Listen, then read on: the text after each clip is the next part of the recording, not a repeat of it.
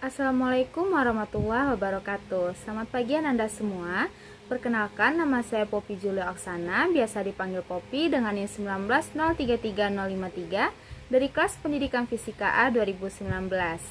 Mengambil mata kuliah pembelajaran fisika berbasis teknologi dan bencana dengan jadwal hari Selasa pukul 10.40 sampai 12.20. Pada hari ini saya akan melakukan pembelajaran mengenai materi bencana angin topan pada materi teori kinetik gas, yaitu materi fisika di kelas 11.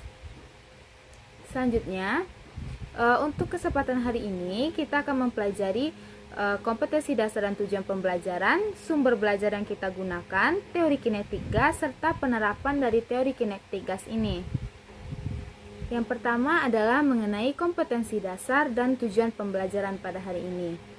Kompetensi dasar materi ini masuk ke dalam KD 3.6 di kelas 10, yaitu memahami teori kinetik gas dan karakteristik gas pada ruang tertutup.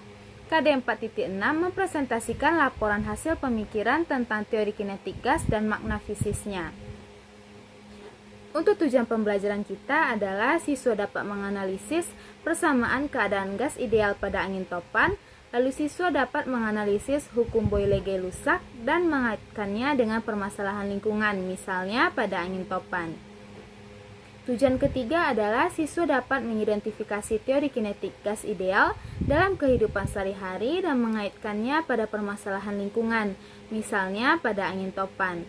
Tujuan pembelajaran yang keempat, siswa dapat menyusun laporan hasil pemikiran tentang teori kinetik gas dan makna fisisnya. Serta tujuan yang terakhir adalah siswa dapat mempresentasikan laporan hasil pemikiran tentang teori kinetik gas dan makna fisisnya. Untuk selanjutnya adalah sumber belajar yang kita gunakan. Jadi sumber belajar yang kita gunakan ada 3. Yang pertama, buku dari Kementerian Pendidikan dan Kebudayaan tahun 2020. Buku siswa mata pelajaran fisika kelas 11, lalu buku karangan Sudiro tahun 2020 modul pembelajaran fisika SMA kelas 11, dan yang terakhir buku karangan Haryadi Bambang tahun 2008 fisika untuk SMA atau MA di kelas 11. Selanjutnya adalah kita langsung saja masuk ke dalam materi teori kinetik gas. Teori kinetik gas. Teori kinetik adalah teori yang menjelaskan perilaku sistem-sistem fisis dengan menganggap bahwa sistem-sistem fisis tersebut terdiri atas sejumlah besar molekul yang bergerak sangat cepat. Teori kinetik gas adalah teori kinetik yang digunakan untuk menjelaskan sifat-sifat atau kelakuan dari suatu gas. Teori kinetik gas tidak mengutamakan kelakuan sebuah partikel, tetapi meninjau sifat zat secara keseluruhan sebagai hasil rata-rata kelakuan partikel tersebut. Selanjutnya adalah sifat-sifat dari gas ideal. Sebenarnya, di dalam kehidupan nyata, gas ideal itu tidak pernah ada. Sifat-sifat gas pada tekanan rendah dan suhu kamar mendekati sifat-sifat gas ideal, sehingga gas tersebut dapat dianggap sebagai gas ideal. Sifat-sifat gas ideal itu ada beberapa. Yang pertama, gas terdiri atas partikel dalam jumlah banyak yang disebut dengan molekul, lalu partikel bergerak secara acak atau sembarang. Yang ketiga, tidak ada gaya tarik-menarik antara partikel satu dengan partikel lainnya. Lalu, jika partikel menumbuk dinding atau partikel lain, tumbukan dianggap lenting sempurna atau elastis sempurna. Selang waktu tumbukan antara satu partikel dengan partikel lain berlangsung dengan sangat singkat. Jarak antar partikel lebih besar daripada ukuran partikel. Jadi dapat kita bayangkan bahwa partikel dari gas ideal ini sangat kecil, yaitu bahkan jaraknya saja lebih besar dibanding dari ukuran partikelnya. Lalu hukum Newton tentang gerak tetap berlaku. Dapat Anda lihat pada ilustrasi berikut, terdapat di dalam sebuah kubus ada beberapa partikel. Nah, partikel ini kita anggap sebagai suatu gas ideal. Dapat dilihat bahwa jarak antar partikel itu sangat jauh. Jadi, ukuran partikel itu lebih kecil dibanding dengan jarak-jaraknya. Selanjutnya adalah mengenai hukum Boyle. Kondisi suatu gas ditentukan oleh faktor tekanan, suhu, dan volume. Tentunya hal ini sudah tidak asing lagi bagi kita. Nah, pada pergerakan suatu gas itu terdapat beberapa proses. Nah, pada hukum Boyle ini disebut dengan proses isotermik, yaitu proses pada suhu tetap. Tekanan gas ideal berbanding terbalik dengan volumenya, atau perkalian antara tekanan dengan volume adalah konstan. Pernyataan tersebut kita kenal sebagai hukum Boyle yang dapat dirumuskan P1 dikali V1 sama dengan P2 dikali V2. Di sini ada tekanan dan volume karena tadi hukum Boyle ini adalah pada suhu tetap atau isotermik. Yang bisa kita lihat pada gambar berikut itu adalah grafik hubungan antara tekanan dan volume pada hukum Boyle, yaitu pada suhunya yang konstan. Selanjutnya adalah hukum Charles. Hukum Charles yang dapat dinyatakan apabila tekanan gas yang berada dalam ruang tertutup dijaga konstan, maka volume gas berbanding lurus dengan suhu mutlaknya. Yaitu tekanan gas yang berada dalam ruang tertutup dijaga konstan, berarti tekanannya lah yang bernilai konstan. Berarti proses ini disebut dengan proses isobarik, yaitu pada tekanan konstan. Sedangkan hukum Boyle tadi kita sebut dengan proses isokorik. Secara matematis pernyataan tersebut dapat dituliskan V1 per T1 sama dengan V2 per T2. Dapat kita lihat pada grafik berikut hubungan antara volume dengan suhu, yaitu V1 per T1 sama dengan V2 per T2. Dikarenakan nilai tekanannya adalah konstan, maka proses ini disebut dengan proses isobarik. Selanjutnya ada lagi mengenai hukum Gay-Lussac. Apabila botol dalam keadaan tertutup kita masukkan ke api, maka botol tersebut akan meledak. Hal ini terjadi karena naiknya tekanan gas di dalamnya akibat kenaikan dari suhu. Dengan demikian dapat dikatakan bahwa apabila volume gas yang berada pada ruang tertutup dijaga konstan, maka tekanan gas berbanding lurus dengan suhu mutlaknya. Itu volume gas yang dijaga konstan, berarti proses ini kita sebut juga dengan proses isokorik. Pernyataan tersebut dikenal dengan hukum Gay-Lussac. Secara matematis dapat kita tuliskan P1 per T1 sama dengan P2 per T2.